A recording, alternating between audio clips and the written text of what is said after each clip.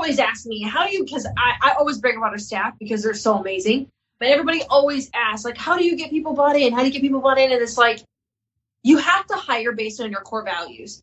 You can't teach character and personality and morals. You can't teach that stuff. That's something that just comes with the package. You can teach somebody how to sell. You can teach somebody how to answer a phone. You can teach somebody how to coach a squat. You can teach all of those things, but you cannot teach personality, character, and morals. And you can't teach somebody to just be a good person. How's it going, everyone? Welcome to the Fitness Founders Podcast. I'm Kevin Mannion, VP Marketing here at Glofox. This week we talk to Brittany Welk, founder and owner of LadyStrong, a fitness studio that helps women uncover their true self and achieve powerful physical and mental results. Brittany is a fitness entrepreneur, business coach, and speaker. In this episode, we talk about why she rebranded the business to fit her ideal customer profile, the hard lessons she learned in the first 2 years, and the power of recognizing the achievements of her members. Let's get started. Brittany Welk, welcome to the show. Hello, it's good to be here. Great to have you here, Brittany. I know that you founded LadyStrong Fitness in Chicago. Yes. Maybe tell us a little bit about how you got this far. What did you do before you started LadyStrong? Before I started LadyStrong Fitness, I was working in South Dakota. I'm originally from South Dakota, born and raised, and I kind of had my own fitness journey. And I think that's why I relate to the women that I work with so well, is because I've been overweight, struggled with an eating disorder before, been unhappy with myself, not confident. I've been down the path of yo-yo diet. So I found a love for personal training after I had a personal trainer. Okay. And I saw how much she impacted me. And it was like, I really want to do this for other people. So I got my personal training cert, did personal training for a little while, then got into group fitness, doing Zumba, turbo kick, body pump, all that stuff at a local rec center. And then actually Marcia was living in South Dakota at the time as well, my business partner, and she's also my life partner. She's my fiance. And she was actually running a boot camp very close to me. And a friend of mine was like, hey, let's go check out this boot camp. And I was like, okay, well, I could always get some ideas, and see. So I checked it out, loved it, fell in love with it. And I was like, there's no reason that I can't do something like this back where I'm at. Because I was about 45 minutes away from where she was. So I'm like, there's no reason I can't do something like this where I'm at. So I kind of took the concept and ran with it and started my first 6-week boot camp in April of 2014 and started with 40 people in my garage, in my level 3 stall garage. Nice. And with $2,500 worth of equipment. And it really just blossomed. I did that for about a year and ended up with over 100 clients that I was working with in a matter of a year's time in a small town, the population like less than 5,000. So it was crazy. So did that and then ended up selling it to one of my trainers and moved to Illinois with Marcia and started Midwest Performance. What is now LadyStrong Fitness was Midwest Performance in June of 2016. So yeah, it's been kind of a whirlwind. Nice. And that first business that you sold back home, getting that to 100 odd members, was that from like having a good training program or was that from your sales skills? Well, I think it was a little bit of both. Honestly, in South Dakota, it's very much like friendly neighbor kind of a thing, word of mouth. It was a lot of referral. That was a lot of referral business. I did no Facebook marketing. I did no Facebook ads. It was literally like plaster posters around town and tell your friends. And that was really it. That's how I grew that business. So besides the workouts being great and people loving the program, it was just a lot of referral. Okay, that makes sense. And so you moved to Chicago. And you started Midwest Performance. Was that just focused on women as well, or? When we first started Midwest Performance, we were just renting a small space in an MMA gym. And we actually started with a 12-week program. So we didn't even have our own brick and mortar at the time.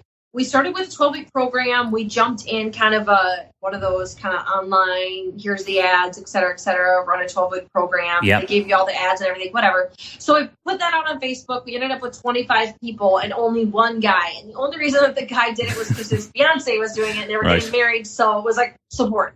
So pretty much it was all women. So when we got towards the end of that 12-week program, Marcia was really focusing on MMA at the time, her MMA career. And we really weren't sure if we wanted to open another gym because she had 2 facilities back in South Dakota. I had mine, and it was like, it's a lot of work. Like being a business owner and being an entrepreneur, especially in the fitness space, is so hard. Yeah. Like it is a lot of work. It's a daily grind. And we were like, man, do we really want to do this again? Well, we got about 9 weeks into the program and all of our girls were like, you guys should open a gym and blah, blah, blah. And we're like, oh my God, okay. It's like peer pressure. So like, all right. So in August of 2016, we found a space. Yep. Signed a lease, and in October 6th of 2016, we had our grand opening for our first studio, which was like less than 1,000 square feet. So it was super tiny.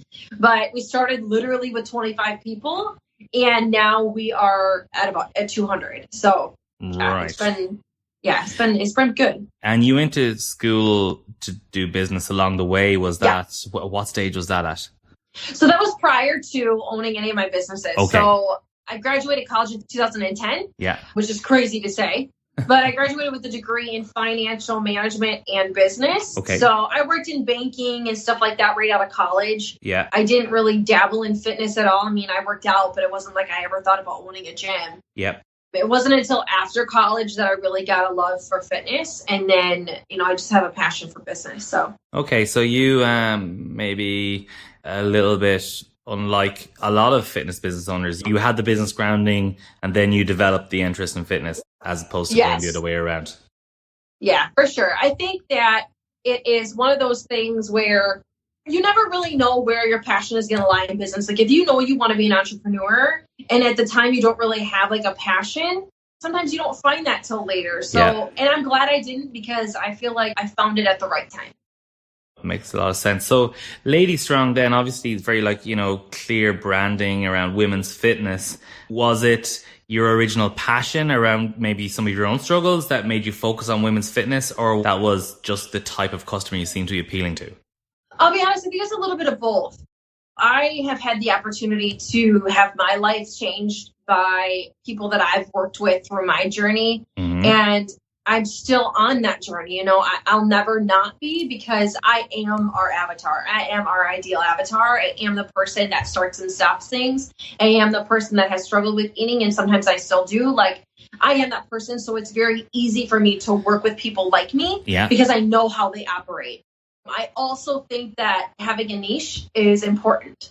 Having something that you can really focus in on is important. So it's like, a lot of people say, well, you cut out 50% of the market. Yeah, or we just took 50% of the market. Like, it's kind of like glass half full. Sure. I don't ever look at it as like, oh, we cut out 50% of the market. It's like, no, we just capitalized on probably the best 50% of the market.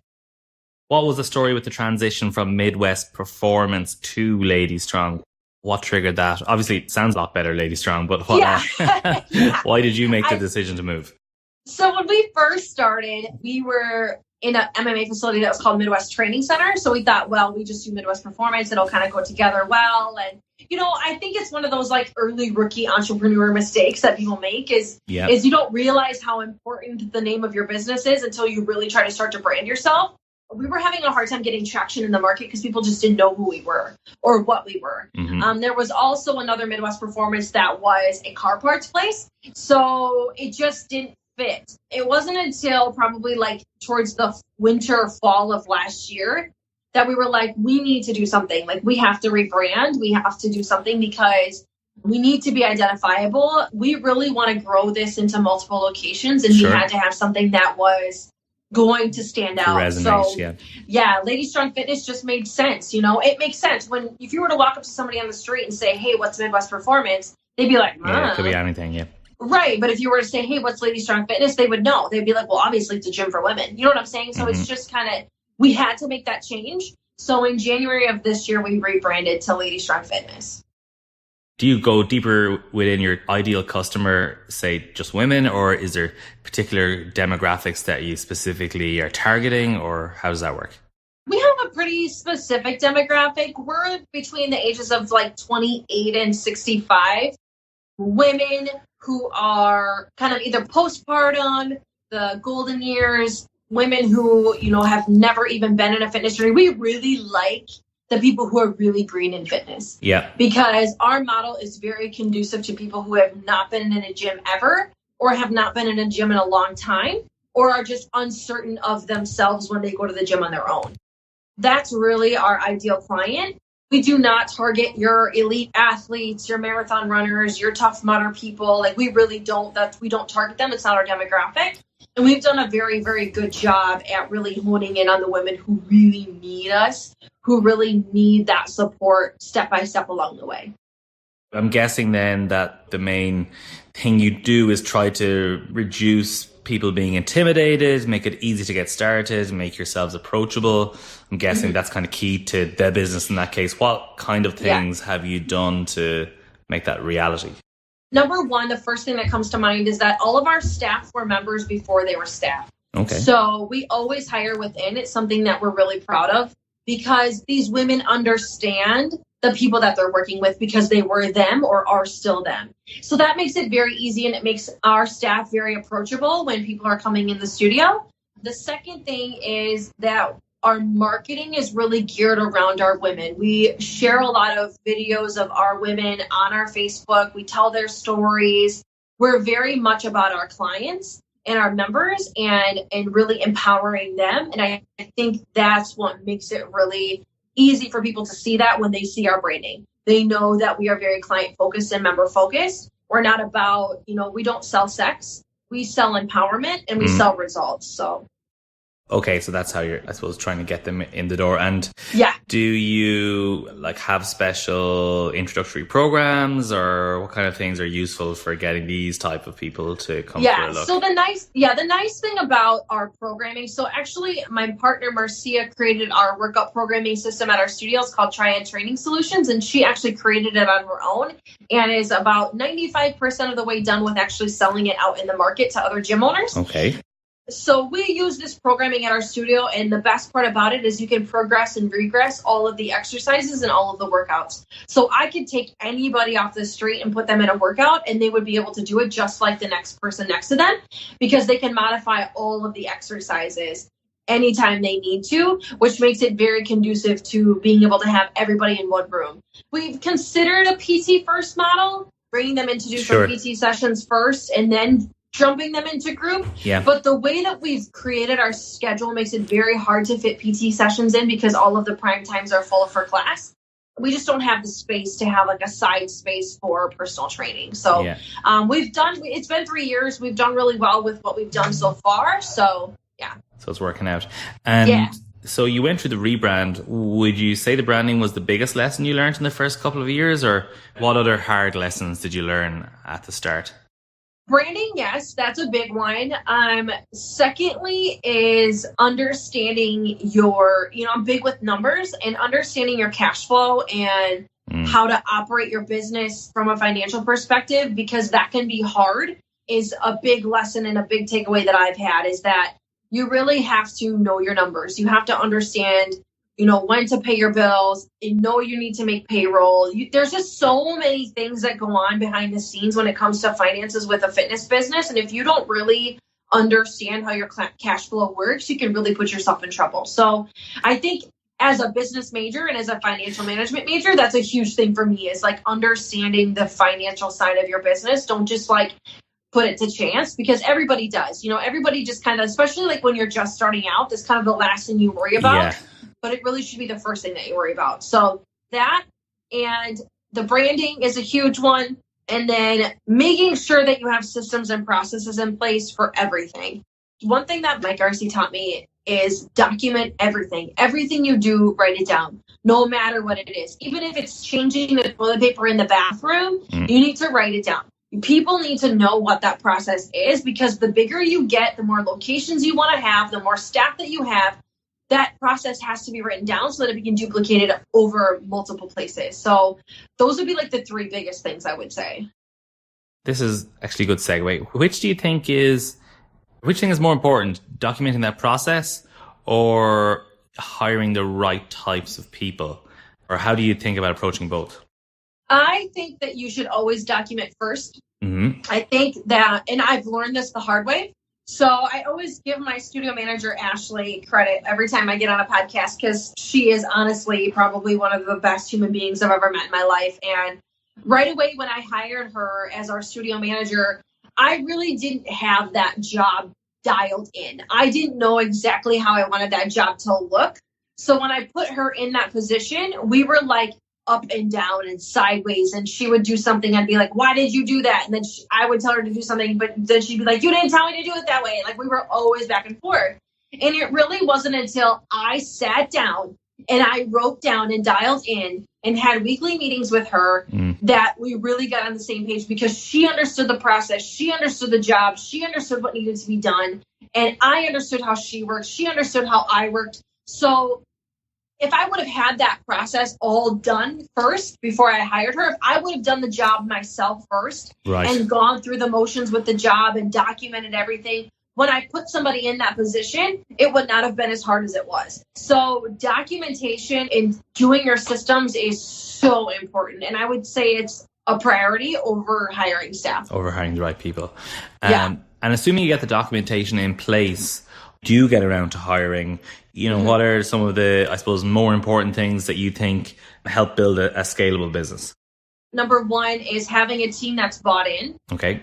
Our team is all in. I love our group of girls. They are some of the most amazing humans that I really honestly truly have had the pleasure of working with. And they believe so strongly in what LadyStrong stands for. They believe so strongly in Marcia and I, and we believe so strongly in them. We are completely 100% invested in them as people, as actual people, and what they want to do with their personal lives, as well as what they want to do for a career path. So I think it's really important to hire the right people and to make sure that they are bought in. People always ask me, how do you, because I always brag about our staff because they're so amazing, but everybody always asks, like, how do you get people bought in? How do you get people bought in? And it's like, you have to hire based on your core values. You can't teach character and personality and morals. You can't teach that stuff. That's something that just comes with the package. You can teach somebody how to sell. You can teach somebody how to answer a phone. You can teach somebody how to coach a squat. You can teach all of those things, but you cannot teach personality, character, and morals. And you can't teach somebody to just be a good person. So for us, we're really big on finding the right people that are good people, you know, that fit in our core values, that have all of the traits and the characteristics of somebody that we would want on our team to have. I think that's super important. And maybe what are the hard lessons you've learned around hiring? What maybe mistakes did you make? There's a lot. So I think mistakes and failures are just opportunities to grow.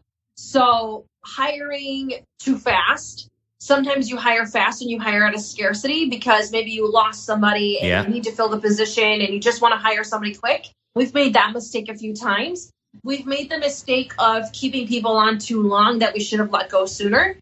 You can see the good in somebody and you can always want them and you want to always have the best intentions in mind. You want to believe that people have the best intentions, but sometimes you have to listen to your intuition and you have to make business decisions. And for me, I'm a really passive aggressive person and I always want to see the best in everybody. And so I was always the person that was like, it'll be fine. We'll work through it. And then those things ended up biting me in the butt. So don't hire fast and don't be afraid to fire fast, you know? Yeah. And is that hard though? It's kind of easily said, but do you think now that you always are in a position to kind of make those firing decisions, like, or is it still easier said than done? I think that I've learned a lot along the way when it comes to employees. Yeah. And I've also learned that sometimes business is business. And that's just the way that it goes. And that's the great thing about the staff that we have now is that I am very good friends with all of them. I love them all like family, but they also know that I am their boss. Yeah. You know, there is that line where they understand that they have a job to do and that this is a business relationship when it comes to that. And sometimes people don't understand that. For me, I used to have a really hard time not blurring that line. And now I'm just like, this is what it is. Like, if I need you to do something, we could have went out and had supper last night, but now I need you to do this. Like, this is your job. You need to take care of it. So I'm a little bit better now at having that line really drawn. But before, that's always been a struggle that I've had just because of my nature and the kind of person that I am. And probably because the types of people you're hiring as well, when they're coming out of the group, it's, you know, that's probably the hardest type of people to hire. It very much is. Yeah. Yes. Okay. All right. So you posted some very good sales numbers, I think, your first couple of years. And I really want to dig into your sales process because I know you've got a lot to talk about that. But maybe first tell me how you think about marketing, how hands-on you get with that, and what sort of channels you use. The first thing I think for me is when we first started back in 2016, we actually did use Gym Launch. So we worked with Alex Formosi and Gym Launch in our first year of business, and that did great things for us. I truly believe in the Gym Launch model. I think that what Alex and Layla are doing over at Gym Launch is great. I think they really help struggling business owners really have the freedom that they need and that they're searching for. So we used that. That was a channel that we did use when we first started. And then after we finished with Gym Launch, we moved on to more of working with Love Groomer and just running different promotions on Facebook and just kind of growing our business that way. I think sometimes, studio owners get so caught up in like volume, right? We just need all these people. I need all these people. I need all these people. I need all these people because if I have more people, it's going to pay my bills. And for me, I would rather have 250 to 300 like solid members where my average client value is over $200. Yeah. I would rather be able to service and provide more value to less members so that they trust and like us enough to buy more from us versus trying to spend more money on advertising just to get more people in the door. I'm not in the game of numbers. I'm in the game of building value, building relationships, and creating an experience for the people that come into our gym. So we went from the Gym Launch to just regular marketing, and we've been doing just regular marketing ever since. Without going into too much detail, is, say, social media your biggest channel right now through marketing? Yeah. Is that's where we social media. Yeah, social media is our biggest channel right now. We're kind of dabbling in YouTube because YouTube's so cheap. So we're kind of dabbling in YouTube. We do use Instagram. We do use Facebook. We have tried Google AdWords before, but kind of, I don't know, SEO is really tough right now. So I think the biggest thing that I have to say, and this is something that I've learned from my partner, Marcia, is that, and I know she's learned this from some of her mentors, is that one of these days, Mark Zuckerberg is just going to flip the switch. Like, he's just going to flip the switch, and we're all going to be screwed because so many people are so dependent on social media. So we really work on growing our email list, growing our texting lists, growing lists outside of our Facebook. That way, if something does happen, we have lists to go to that we can use. So I think that's something that I feel like is really important. That's not talked about a lot because it's kind of a scary thing, but it is a true statement. Like, it could happen. Yeah, and I think it's probably a lesson for us all, no matter what business we're in. Oh, absolutely. Any sort of local offline activities other than word of mouth, or what do you do? We do a lot of word of mouth. We do some partnerships with businesses. I'll be honest with you. We should do more locally. It's something that we want to get more into, is kind of going out doing business to business. But we have tried, and it hasn't always gone well. Okay. So I think it's a process that has to be refined. Yeah. But I don't want to say that like newspaper and like handing out flyers and stuff like that is dead, but it kind of is. Yeah. Like, I feel like it kind of, you could spend that $100 that you spent on printing out flyers on ads, and you'd probably get kind of way more leads. Yeah. So, I mean, it's kind of hard to say that, but it is true. Because I know that there are some people out there that I do follow, some other mentors that I know that would be like, that's not true. You can still do that stuff. So, I mean, I'm not saying that it's dead completely. For me, in a personal preference in our business, I would rather spend that money on Facebook ads because it has proven to do well for us. Yes. Yeah. And do you do any sort of like events or walk-in kind of things or anything out of the ordinary on that front? Sometimes we'll do like we do friends and family week a lot. So like our girls can bring their friends and family in for class. We've done different seminars and clinics before. We've never like hosted like free workouts or anything like that, because we have the free week pass. Yeah. So it's kind of like a lot of people would rather just do the free week. But yeah, we're just really tried and true on texting, emailing, social media, referrals, things like that. I think it comes along with the territory of not needing 100 people a month. Like, I'll be okay with 15 to 20 new members a month. Like, I'm happy with that. Okay. So that brings us a little bit further down the funnel into the whole world of sales. I know you're passionate around sales process. Yes. Maybe tell me, if I was to walk in, get a job if in the unlikely scenario I was to walk in and get a job with you, what sort of training would I get? What sort of process would I follow in order to be able to sell your memberships?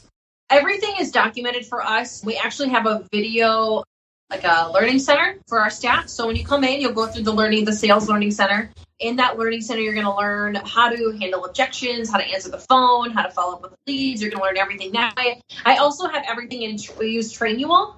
So Trainual is something that I've put all of our documentation in, everything. So there is all of our scripts, all of our text scripts, email scripts, voicemail scripts, everything is in there that you need to know. So I have an online platform for video, and then I also have the written in Trainual as well. I do a lot of hands-on training with my girls too. Like I've recorded some of my sales conversations and let them listen. We have cameras in our studio. I've actually had the opportunity to kind of eavesdrop on some of the sales conversations that they've had, which is really nice because I feel like it's very authentic when I listen to it that way. Sure. Because I feel like if I'm sitting there, then they're trying too hard. Yeah. You know, then they're trying to like make it sound good and then they're nervous. Yeah.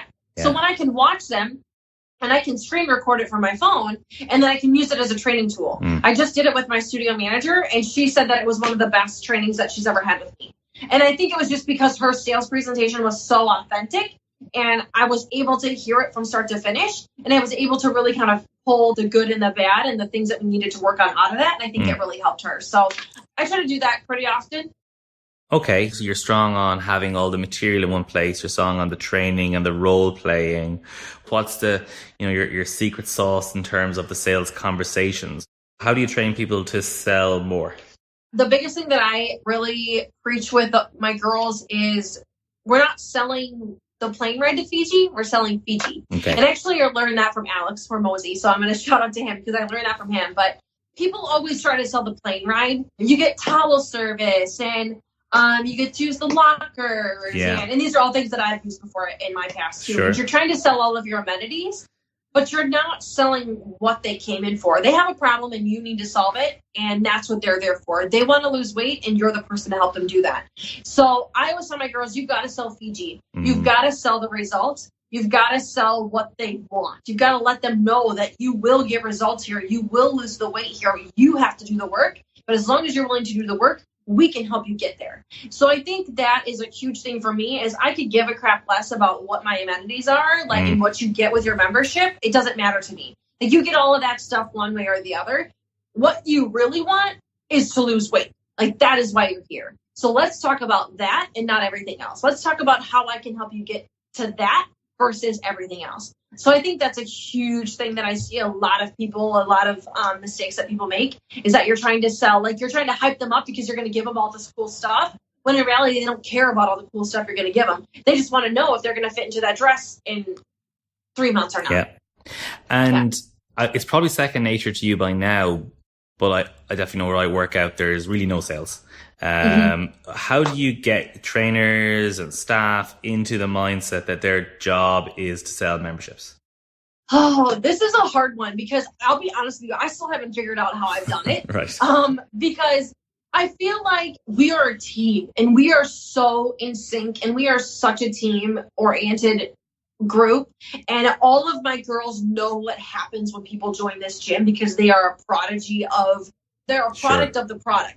Right. So they know what's possible if people come into the studio. So I think that's what makes it so easy for them is because they are so in love with the results that they got and they're so in love with the product that they'll sell it to anybody. So I think that that's part of it. We do incentivize them. As a small gym, it's really hard to give bonuses and do all these things. But we really try to, whether it's take them out for dinner or give them a $25 gift card, or we actually have our Super Bowl goal. Okay. And I think Marcy actually got this from Russell Brunson. So it's our Super Bowl goal this year. By December of this year, if we're at 300 members by December of this year, we're all going on a trip. We're all going on a vacation. We're taking our whole staff and we're all going to go. Even if it's for 2 days, we're going to take everybody. We're going to shut the studio down and we're going to go. So that's a promise that we made to them. So as long as we're there, so we're really driving for that 300 number. Right. And I think, incentivizing them that way, knowing your staff, knowing what they're incentivized by. Like I have a coach, Tiffany, who loves coffee. So I buy her coffee every once in a while. We also, I think, we help each other out, like if they know, my staff knows that if they ever needed me for something, all they would have to do is call. If they needed me to cover a class, all they have to do is call, and I'll be there, and vice versa. That's just how we work. So I think that them knowing that we're so invested in them as people and as employees really helps as well. They know that we genuinely care about them, so they genuinely care about us, which in turn helps them genuinely care about the business. Sure. Now, you've said about maximizing the value of each member. That obviously involves not losing members. What tricks have you got for seeing warning signs of people who are becoming disengaged? How do you minimize your churn? So I'll be really honest with you. Last year, when we were running our 6-week challenges, we were signing up probably 20 to 30 people at a time. Like, it was huge volumes of people. So there was a point where we were actually over 200 members. We were probably at about 220. Right.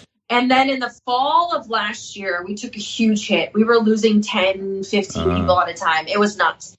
And it was because, I think a lot of it was because these people came in on a low barrier offer and they didn't really get the full experience. They came in, with those 6-week challenges, you get the deposit back if you meet the goal. If you join as a member, then you put the deposit towards a membership. So I think a lot of people were acting out of scarcity when they were signing up for memberships, and they were joining just because they wanted their money back and they didn't want to lose out. So they would just join just so they could do it, and they would, stick it out for the 6 months or the year, and then they would just leave. So when you get 20 of those kinds of people at one time, and they all sign up at the same time, you lose them all at the same time. Big shock. So we took some big hits in the fall of last year, which was really rough for us. But it was a blessing in disguise. It was a lesson in retention and what you have to do with people when you bring them in. So in November, we started working with Loud Rumor more diligently. And we went all in on our marketing. And it was something now that we do is we have consistent events every month. We do special events every month. Every 2 weeks, I call it my naughty list. Maybe everybody laughs. But my naughty list is the people who have not been in class in 2 weeks. They get a message from me, whether it's a video message, whether it's a text message, asking them where they've been, if there's anything I can do to help them get back into class. So I do that every couple weeks. Every month, I send out a motivational text to my members, just letting them know, hey, we're here for you. Thank you so much for being a part of, letting us be a part of your journey. If there's ever anything we can do for you, we're here to support you. I always tell them you are LadyStrong.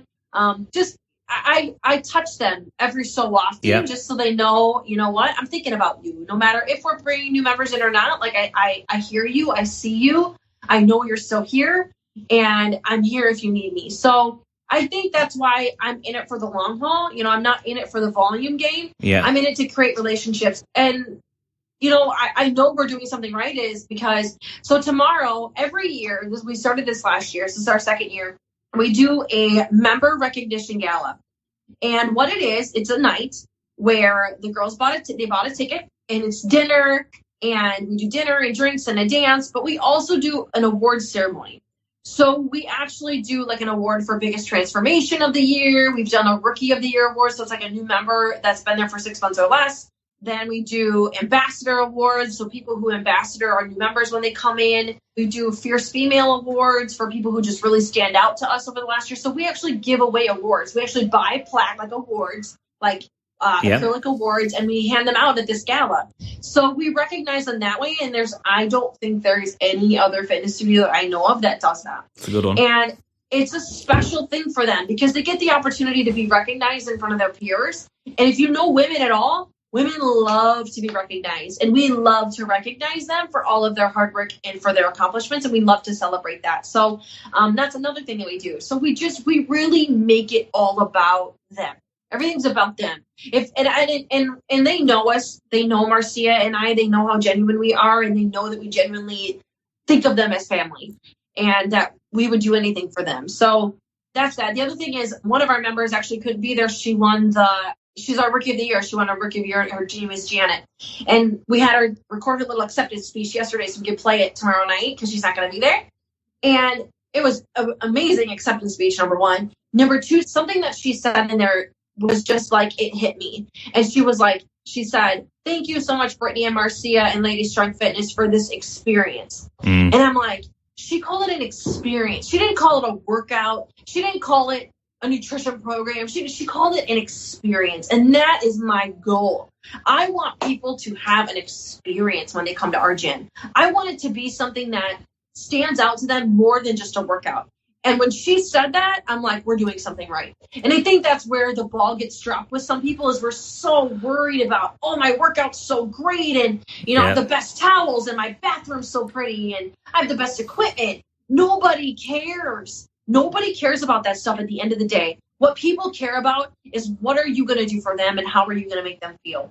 So that is something we truly focus on at our studio. Yeah, well, I think you started out with the obvious one, which is, you know, get those text messages out. I think so many, people don't really realize how important that is, just to get a reminder, to get that little bit of motivation, but also then, the experience that, right. I think that's going to be food for thought for a lot of people here. Okay, getting close to the end here now. I know you're doing a little bit of advising for fitness businesses yourself. Yes. Getting going on that. So tell us a little bit about that.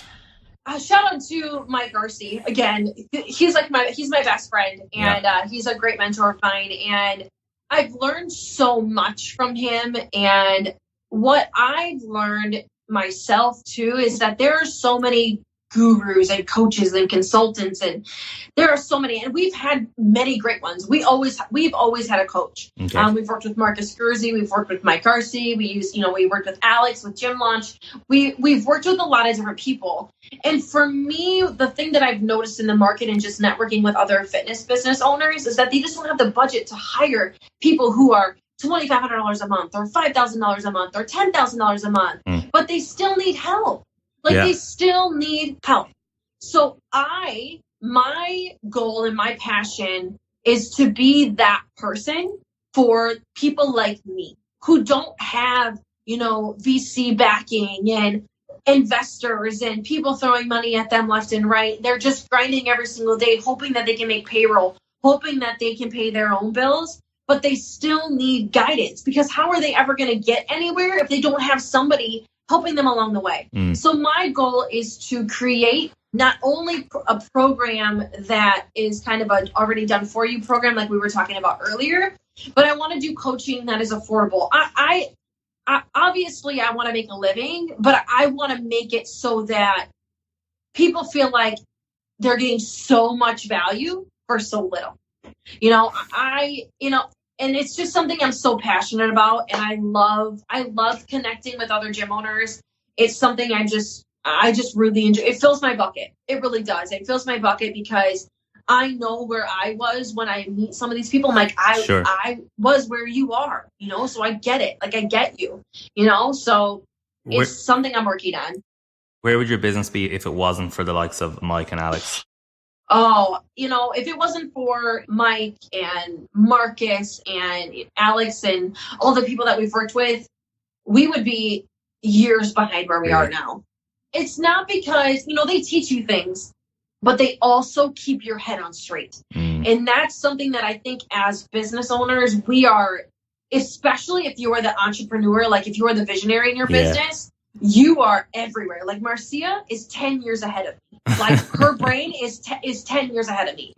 So that's why we balance each other so well, is because she's all the way there and I'm still here, and that's okay. And that's how we work. But if you are the only person and your brain is always all 10 years ahead of you all the time, you are going 50 different directions. And sometimes it's nice to just have somebody to be like, focus. Like, this is what we need to think about today. This is what we need to think about tomorrow. Let's table that. Let's work on this. You need to have somebody to kind of help you move the pieces, because if you try to look at this from a big perspective, from like a 10,000 foot view, you're going to be like, where do I start? Yeah. So having the coaches and the mentors and the people that we've been able to connect with along the way has been pivotal in our success, for sure. Okay. So I think the moral of the story, Brittany, is get help. Yes, please. Please. It's like I think this is another thing, is that people get so proud and they have so much pride. Yeah. Especially if they've been doing this for a long time and they're still not where they want to be, because they don't have the humbleness that you need to just take a step back and say, okay, Clearly I'm doing something wrong. Clearly I need some direction. I need to ask for help. I'll never be afraid. And no matter where I'm at in my business, I will always ask Mike for help. Even in the smallest things, I will always go back to him and be like, Mike, am I making the right decision? Am I doing the right thing? Because I want to be sure. I always look up to people who are where I want to be. I don't want to connect with people who are where I am now. I want to connect with people who are where I want to be so that I can always level up my game. It's like being the dumbest person in the room. We always hear that. I don't, always want to be the stupidest person in the room. I do. I want to be the dumbest person in the room because I want to learn from everybody else. And I think that that's something that I bring a little bit different to the market when it comes to coaching and things like that, is that I am just like everybody else. I am no better than the next person. But I want to help people with the experience that I have and continue to have. I want to help people with the experience that I've had the opportunity to gain from the coaches that I've worked with. And let's do this thing together along the way. Yeah. Okay. Well, Brittany, it's been a pleasure talking to you. Before we finish up, just tell people how they can find you, find your studio, find your coaching business. I think Instagram is probably the best way, at Britt Welk, BRITTWELK, at Britt Welk on Instagram. Follow me, send me a message. I'm always open to helping entrepreneurs in any aspect. Please feel free to reach out. You can find my studio on Facebook at LadyStrong Fitness, online at LadyStrongFitness.com, on Instagram at LadyStrong_fitness. We're all over Instagram, Facebook. And then my partner, Marcia, she just came out with a new book. It's titled Women's Weight Loss Secrets. You can get the free ebook. You can find her on Instagram at Marcia Allen on Instagram as well. So yeah, that's where you can find us. All right, Brittany, this has been very educational. I think people are going to take away a lot from this. So thank you very much for being on the show. Thank you so much for having me. I really, really appreciate it. Okay, thank you. Thank you.